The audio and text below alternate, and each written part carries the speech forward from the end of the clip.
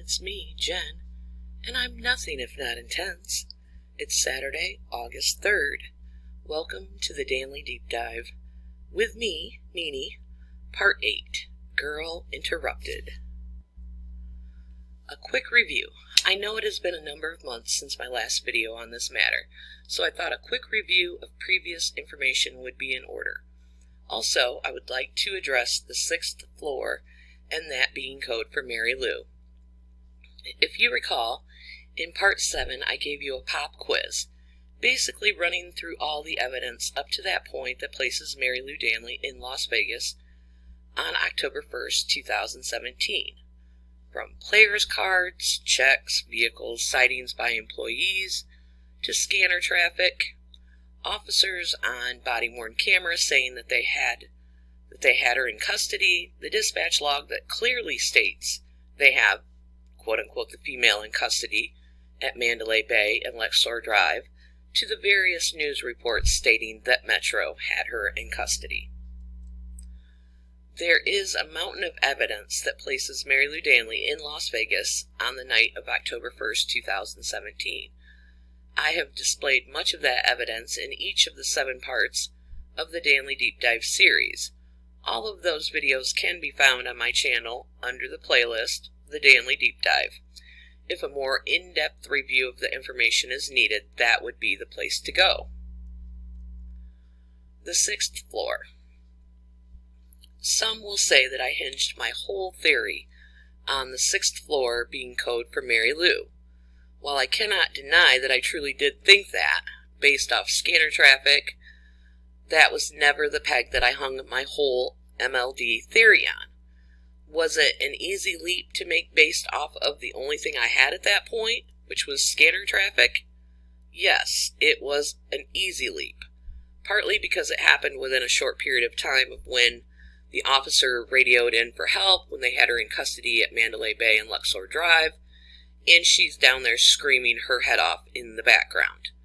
Don't forget, she didn't go easy when they initially got her at the Chevron station on Dean Martin and Trop.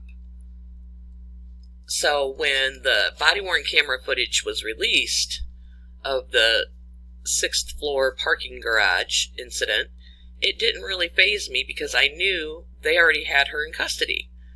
Obviously, we all know that is not Marilou in that footage. That does not negate the fact that she was already detained by Metro. Not by one iota. However, I do want to apologize for being wrong about that one piece.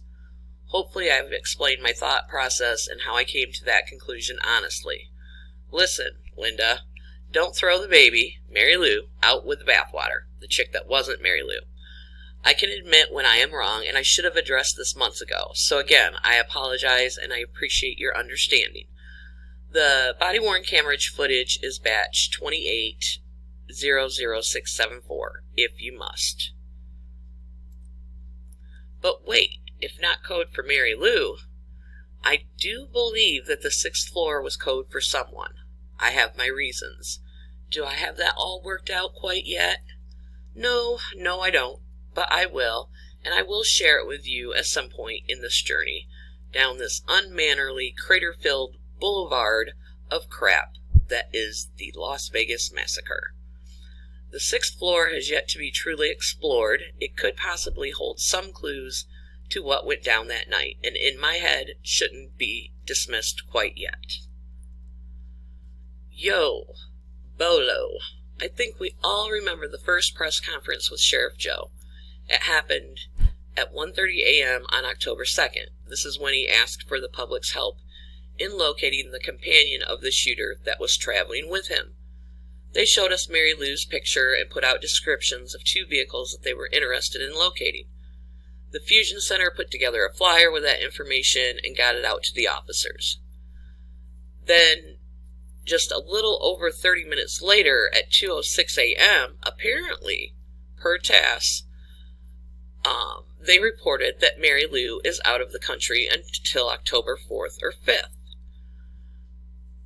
As you can see, the screenshot of the report, and it was from Officer Zambrano, who was the scribe for the crisis negotiation team.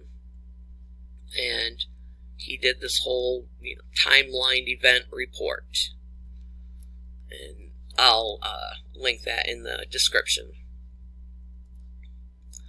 But I wonder, according to Officer Zambrono's CNT Scribe Report, they had intel at 2:06 a.m. that Marilou was out of the country. I wonder why the BOLO remained in effect for more than an hour after receiving that intel. It seems to me that type of information should have been communicated very quickly so that LE wasn't wasting any time looking for this person that was out of the country. The BOLO was eventually canceled at 3:17 a.m., only after they had taken a female into custody at the Chevron on Dean Martin and Trop, a mere 71 minutes after receiving the supposed intel that she was out of the country.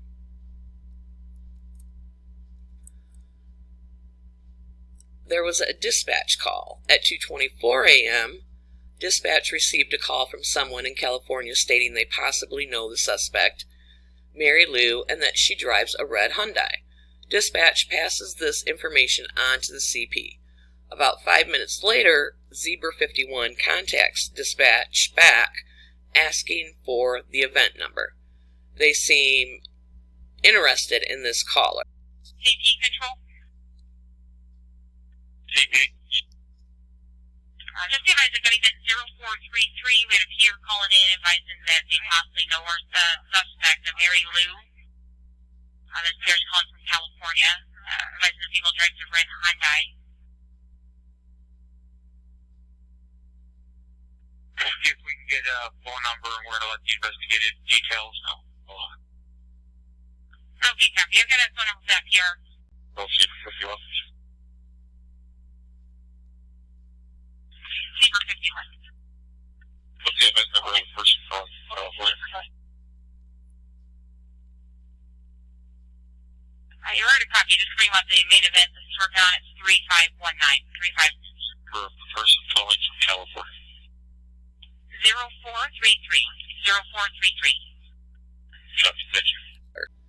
Clarity. I hope this helped to clarify the sixth floor situation and gave you a look at some more of the contradictory patterns that we see strewn throughout this event. For me, it's like, you can't have it both ways, LVMPD. When I see they have intel about her being out of the country, but then they don't cancel the BOLO, there's a reason. When they say Paddock sent her away so she wouldn't be implicated in the shooting, or he could carry it out unabated, but yet we find her player's card, etc. in the hotel rooms. There's a reason. The reason? Marilou Danley was in Vegas that night. Stay tuned. In Part 9, we will begin to explore some of the information / evidence that is contained in the search warrants. We will also hear more scanner traffic relating to getting the legal in the spaceship and tidbits like that. I know there are some out there that think Marilou means nothing. I strongly disagree. Whatever her involvement was, it could have been nothing. That still would not justify the level of deceit and cover-up regarding her presence there that night. If it doesn't piss you off to have the local and federal authorities lie about any part of this event, the largest mass shooting in modern American history, then you suck, and calling me crazy should only be done while you're standing in front of a mirror. That's it for today, guys. Thank you. Don't forget to smash that like button. Support my channel at PayPal/nothingifnotintense. The support would be greatly appreciated right now. So if there's anything you could do, that would be awesome. I will talk to you soon.